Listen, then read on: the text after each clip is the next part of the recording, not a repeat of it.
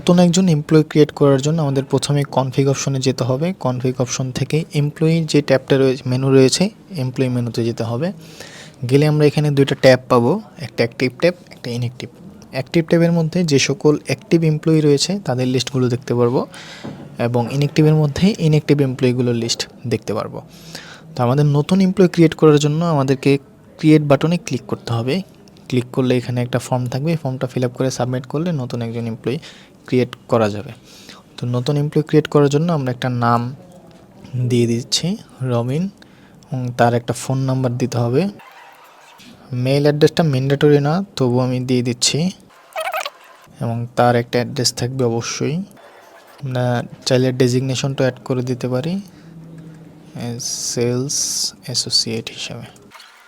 এবং আউটলেটটা হচ্ছে এই এমপ্লয়িটা, আমাদের মাল্টিপল শপ থাকতে পারে, যে এই এমপ্লয়িটা কোন শপের আন্ডারে কাজ করবে, কোন শপের হয়ে কাজ করবে। যদি আমাদের মেইন শপের হয়ে কাজ করে তাহলে মেইন স্টোর সিলেক্ট করে দেবো, অথবা আদার্স ব্রাঞ্চ হলে আদার্স ব্রাঞ্চের এখান থেকে সিলেক্ট করে দেবো। এবং এখানে একটা অপশন দেখা যাচ্ছে যে অ্যালাউ লগ ইনে যদি আমরা ক্লিক করি তাহলে ওই এমপ্লয়ি লগ ইন করে তার কার্যক্রম সে চালাতে পারবে। আর যদি অ্যালাউ লগ ইনে যদি ডিজেবল থাকে সেক্ষেত্রে উনি লগ ইনই করতে পারবে না, শুধুমাত্র এমপ্লয়ি ক্রিয়েট অবস্থা থাকবে। তো অ্যালাউ লগ ইনে ক্লিক করলে একটা পাসওয়ার্ড দিয়ে দিতে হবে, এই পাসওয়ার্ডটাই ওই এমপ্লয়ি ইউজ করে তার প্যানেলে লগ ইন করবে। তো এখানে তার একটা ইমেজ দিয়ে দিতে পারে, তার প্রোফাইল পিকচার, অথবা না দিলেও হবে। এখন এখানে একটা পারমিশন সেকশন রয়েছে, অর্থাৎ ওই এমপ্লয়িকে বিজনেসের কতটুকু পারমিশন দেব। যে হতে পারে শুধুমাত্র প্রোডাক্ট ক্রিয়েটের পারমিশন দিচ্ছি, হতে পারে শুধুমাত্র প্রোডাক্ট লিস্টের পারমিশন দিচ্ছি, বা সে শুধু সেলস করতে পারবে, অন্য কোনো কিছু করতে পারবে না। তো তাকে আমরা যতটুকু অ্যাক্সেস দেব ঠিক ততটুকু অ্যাক্সেস সে পাবে। আমাদের এখানে বেশ কিছু মডিউল রয়েছে, মডিউলগুলোর অনুসারে এখানে ক্রিয়েট, এডিট, ডিলিট এরকম পারমিশন রয়েছে। তো সাপোজ আমরা তাকে শুধুমাত্র অর্ডার ক্রিয়েট করতে দেব, তাহলে আমরা অর্ডারের হিস্ট্রি দিয়ে দেব, পিডিএফ ডাউনলোড করতে পারবে, এক্সেল ডাউনলোড করতে পারে, এবং ইনভয়েস ক্রিয়েট করতে পারবে।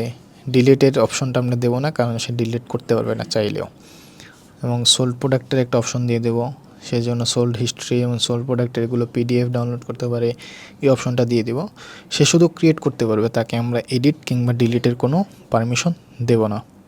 চাইলে সে রিটার্ন ক্রিয়েট করতে পারবে, এক্সপোর্ট করতে পারবে, রিটার্ন প্রোডাক্টের লিস্ট দেখতে পারবে, পিডিএফ ডাউনলোড করতে পারবে, রিটার্ন হিস্ট্রি দেখতে পারবে, পিডিএফ এবং এক্সেল ডাউনলোড করতে পারবে। আমরা এখানেও সেমভাবে আমরা এডিট এবং ডিলিটের যে পারমিশনটা সেটা আমরা দিচ্ছি না, শুধুমাত্র সে ক্রিয়েট করতে পারবে। এরকমভাবে তাকে আমরা যে পারমিশনগুলো দেবো সে শুধুমাত্র ওইটুকুই পারমিশন পাবে। তো পারমিশন দেওয়া হয়ে গেলে আমাদের একদম নিচ থেকে অ্যাড নাও বাটনে ক্লিক করব।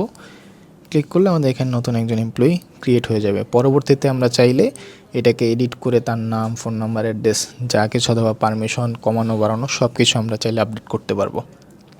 যদি এমপ্লয়িটা কোনো প্রয়োজন না হয় আমরা চাইলে এটাকে ইনঅ্যাক্টিভ করে রাখতে পারি, অথবা ডিলিট করে দিতে পারি।